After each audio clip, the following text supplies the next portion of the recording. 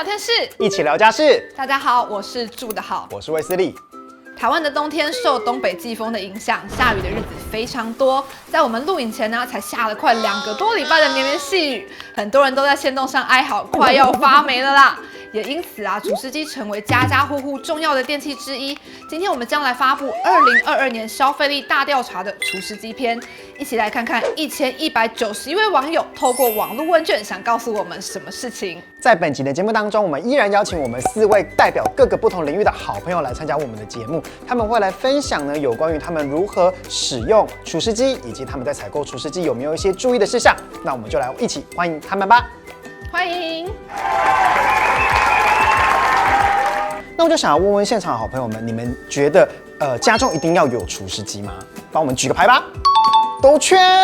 对，这跟我们的市调数据是非常接近的。那我们也来看一下图表哦，分别针对重要、没太大感觉以及不重要的选项，民众的回答高达97%，认为除湿机是非常重要的。仅有21%觉得没太大感觉，可以明显了解除湿机已经是民生必备的家电了。既然大家都会想要有除湿机，那想问一下现场好朋友们，就是你们会在家中什么地方来摆放除湿机？那你会觉得在这个摆放的过程当中，真的有这种除湿的效果吗？那我们请小薇。我是宜兰人，那我们基本上家家户户都要有一台除湿机。那再来就是宜兰的家里每个人家里都有一个很特别的功能，我们的墙壁会流汗。墙壁会流汗，就是我们常说的反潮。你的除湿机基本上也不够用，就要拖要擦，然后还要除湿。对，所以除湿机真的很重要。那小紫呢？现在你家是有除湿机的？有。问了这么多题之后，小紫终于自己有一样自己的东西了。我家有除湿机，除湿机也是满。我是高雄人，所以我以前在高雄的时候还没有那么有感。是我搬到台北之后，我觉得尤其是要放乐器的那个房间，绝对必要。比如说小提琴、大提琴那种是木质的乐器，然后要不然就是钢琴那种是完全不除湿是绝对不行的。而且如果有养宠物，就更需要除湿机，因为它如果就是湿度很够，它那个毛就会很难扫。但是如果够干燥的话，就会很好扫。那我们来看一下，通常除湿机会运用在什么空间？民调告诉我们说呢，现代人是非常重视睡眠品质的，所以最常在家中的卧室使用除湿机。接着依序是客厅、更衣室、浴室、储藏间，以及除了人活动的范围内，民众也很重视衣物以及储物间的干燥。那这样可以避免尘螨以及霉菌的入侵。大概什么情况下会想要来所谓去开除湿机呢？我每天出门的时候就会把除湿机打开。每天出门？因为我家现在有3只猫，就是有点多。然后因为我的洗衣服它是洗脱烘，就是洗脱烘完它不会到很干，所以我就会把它挂起来，然后再用除湿机除湿。那猫的生活也会比较好吗？我觉得会，因为如果就是很湿，它们的毛就会很容易用到眼睛或什么，然后它们眼睛就会有点流眼泪。东东。我也是每次出门的时候会开，而且是每天，尤其是最近，我不知道你们有没有感觉到那个盖棉被，那个棉被感觉都湿湿的，没有干的感觉。然后还有就是我前廊会放一个除湿机，因为我有很多那种鸡皮的马靴，最近好像隔大概1-2个礼拜没有去清它的话，它就整片都是发霉的，很明显。然后穿那个就是有霉菌的鞋出去，很丢脸，就白白像结霜，好像柿子，就很怪，就是一定要清理，一直清理。所以就是我为避免这个麻烦，除湿机还是要每天开。那我们也是雨季的时候，我们也是天天开，然后有一个特别的时间点是换床单的时候。换床单的时候，因为床垫会先把它吸尘螨，吸一吸之后，会觉得里面可能还是有点湿度，所以就会开除湿机下去。那因为除湿机现在都有结合空气清净机，也可以把整间都弄干净一点。那根据我们的调查显示，民众去开除湿机的时间点呢，第一个当然就是以家中潮湿时。其次呢，就是所谓的下雨或梅雨季节。那第3名呢，就是你如果是在室内晒衣服，比方说像租屋族，会非常容易遇到这样子的情况。此外，也有一些不少的民众可能会在居家环境或者是衣物有霉味，或者是觉得空气不好的时候，去把除湿机打开。那这个是分居占的所谓的第4跟第5名。这边我们要连线到空气滤净专家 3M 的应用工程师 William 来问一下有没有在什么时间点是最建议开除湿机的，以及是最有效率的。Hello Wen， 请问你在线上吗 Hello， 大家好，我是 Wen。那我想在选购除湿机前呢，一定要先去看看是不是有通过标准检验局安全检测的机型。如果有的话，至少都能够到达一定的安全标准。不过如果是要在长时间开启或是人员不在家也要使用的话，那我们就建议要挑选具有更高安全保护的机种。那怎么去挑选比较有安全的机型呢？我们这边有几个建议。第一个，我们可以去上这个商品安全资讯网，查询除湿机报备召回的机种，这样就可以避免去买到比较不安全的机型。第二点呢，我们可以去查询各家厂商在设计商品的时候，是不是有针对安全问题做进一步的把关。比方说在电源电流上是不是有一些安全保护装置？那主机板呢，是不是有挑选比较耐热、绝缘、防火的材料？这样的话可以避免长时间使用可能发生的异常。那帮大家补充一下，根据我们设计家的表示就如果你要挑选除湿机的时候，一定要去考虑家中坪数以及除湿的区域这个时候你可以去参考经济部的能源局的网站，它有列出一个公式，可以计算出你每一天最大的除湿量，以及这个数值就是去挑除湿机最大的依据。那这个时候你可以去找一个比较不会那么耗电，又可以达到除湿最佳效果的一个公式好的，那针对大家关心的问题，我就想要来问一下我们的空气滤净专家 Wen， 想问一下说，一台除湿机大概可以运用在多大的空间？还有就是除湿机它的耗电量大概是多少呢 ？OK， 好，我问大家。根据经济部能源局的转换公式，一瓶大小日除湿量大约为 0.8 公升，也就是8公升除湿机的机型大约可以使用在10坪的环境里面。好，那除湿机其实和我们的空调原理是很像的，大多是都采用这个压缩机型的机器。那相对于冷气、冰箱这些电器设备，除湿机的耗电量其实是相对少的。那一般来说，20公升的设备一个月如果使用15天，每天使用8个小时，这样的电费大约是130元。听完解说后发现不要再说除湿机没有用了，因为多大的坪数对应多大的公升数都是非常有讲究的。要先搞清楚除湿机要运用在多大的空间，还有多大的坪数使用，再挑合适对应的公升数，这样才会有用那想问一下我们现场好朋友们，就是你们在购买除湿机的时候，你们会比较关心什么事情呢？那我们请 Joss 回答。除了品牌之外，其实我们很关心安全性，因为之前新闻常常有，就是除湿机连续开很久，后来着火了，所以安全性绝对是我们的第一考量。然后有一些除湿机，它其实有那个定时，你可以设定你要连续除湿，还是说你要只除湿2小时、4小时、6小时。所以我觉得有这个功能可能比较安心一点。我希望它可以不用一直倒水，不用一直倒水，就是那个要一直把那小盒拿出来，然后拿去倒。我其实很希望除湿机也有空气清净的功能，然后我也很希望就是因为其实就像刚才小芷说的，要一直倒水很麻烦，然后我很希望有那个有点像那种冰箱那种会哔哔哔提醒你说水已经满了，所以你可以赶快去浇花，然后再把它放回去，这样。我觉得倒水这件事情对女生来说有点吃力，对，我觉得这不是说谁懒不懒的问题，是因为那一箱水桶真的是蛮重的，那就买小容量的一直倒就好了。是而且刚刚我们专家有说嘛，我们是多少公升数对应多少坪数，对，所以这个好像也不是说买小一点就有用，但对女生来说，买2台小的就好了。我知道今年尾牙你就贡献一台除湿机出来抽，一句话3台，哇！结果这一集是在尾牙之后才播。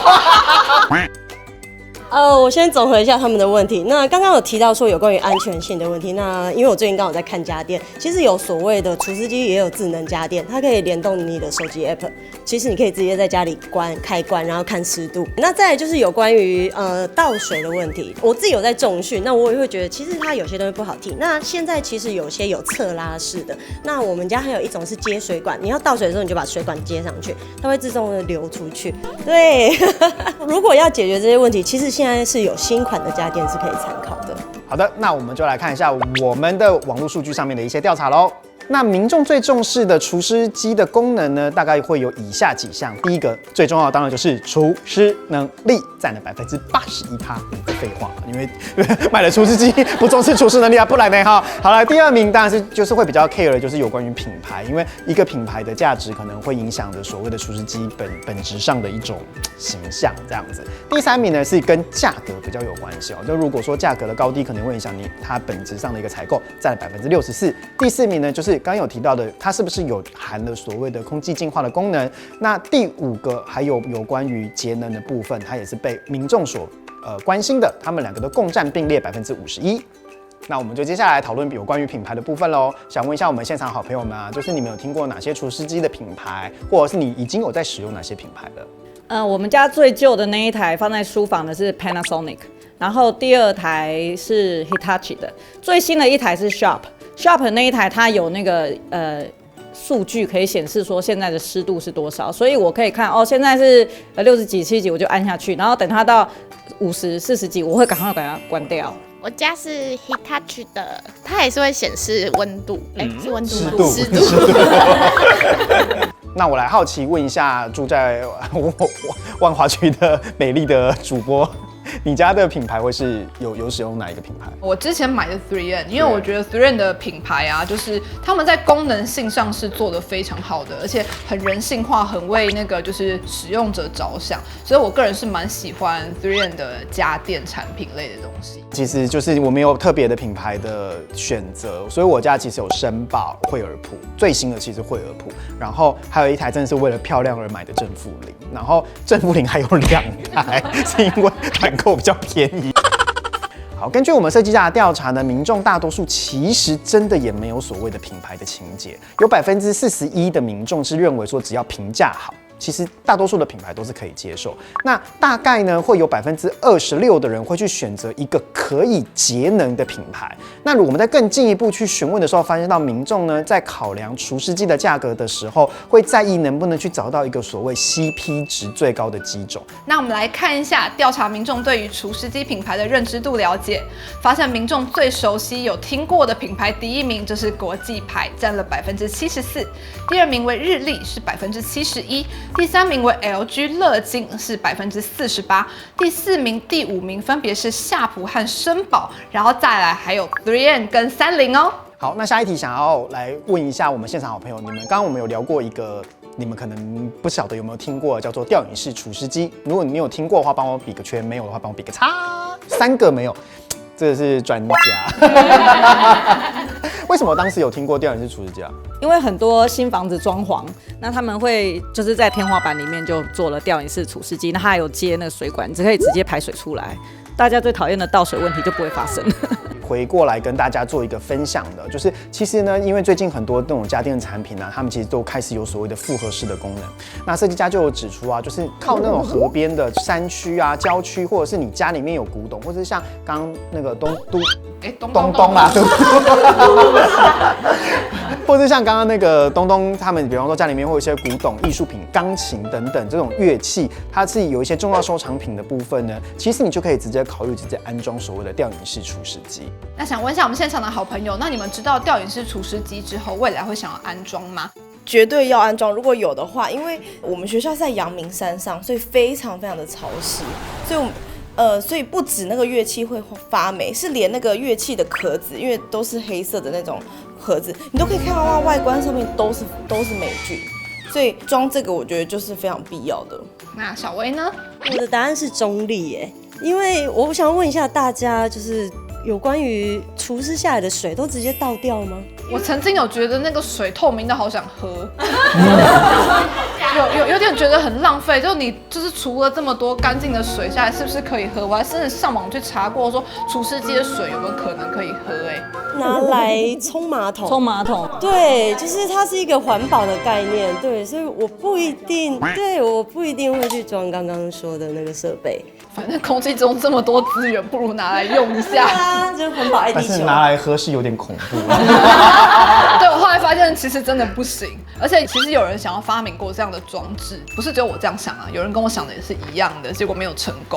那接下来想问一下空气滤镜专家 3M 的应用工程师 William， 那我们除了吊饮式除湿机外，我们空调的设计也会有这个除湿功能，想问一下这个和除湿机的差异是什么？除湿机最大的作用啊，就是在排水。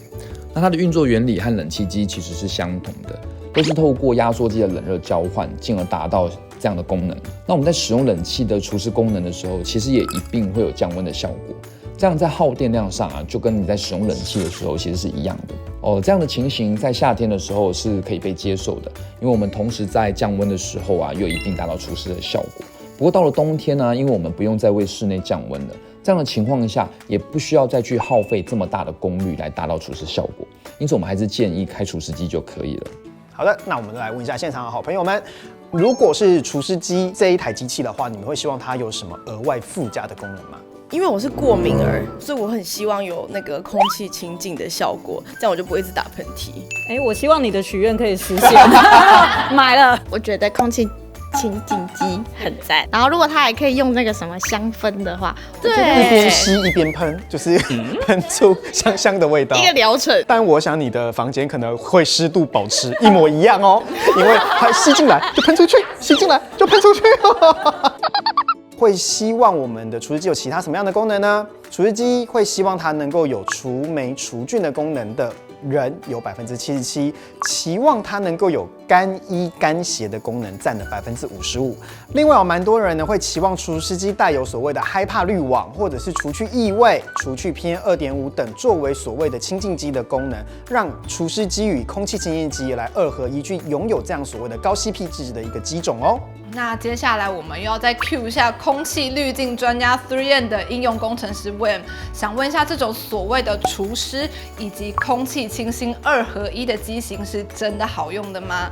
市面上很多除湿机都有标榜清净空气的功能，但真正能当做空气清净机的机种并不多。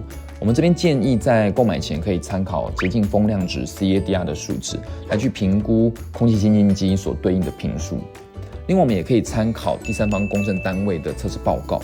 如果有送第三方测试单位来去评估的话，我们才能确定它是真正有空气清净的功能。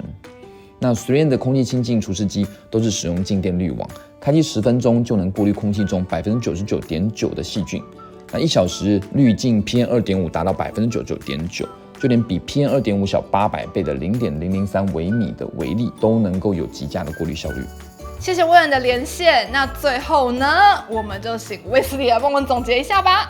嗨，好啦，最后呢，其实我们要提醒几件事，就是你在使用除湿机之前，你一定要注意，第一个就是除湿机不是烘衣机，所以呢，不要把衣物直接盖住出风口，因为这件事情是非常危险的。那其次呢，除湿机其实要距离墙面要有30公分以上，才可以去让它那个所谓的出入风口可以是一个顺畅的一个结果，避免它很靠近。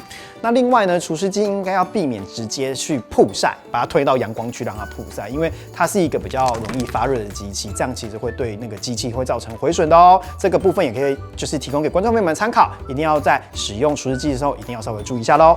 好的，那我们的节目呢，非常谢谢就是我们今天的来宾，然后来到我们的节目现场，谢谢大家。好，最后还是要提醒大家，不要忘记订阅我们及开启小铃铛。我是朱德浩，我是卫斯理，下次见，拜拜。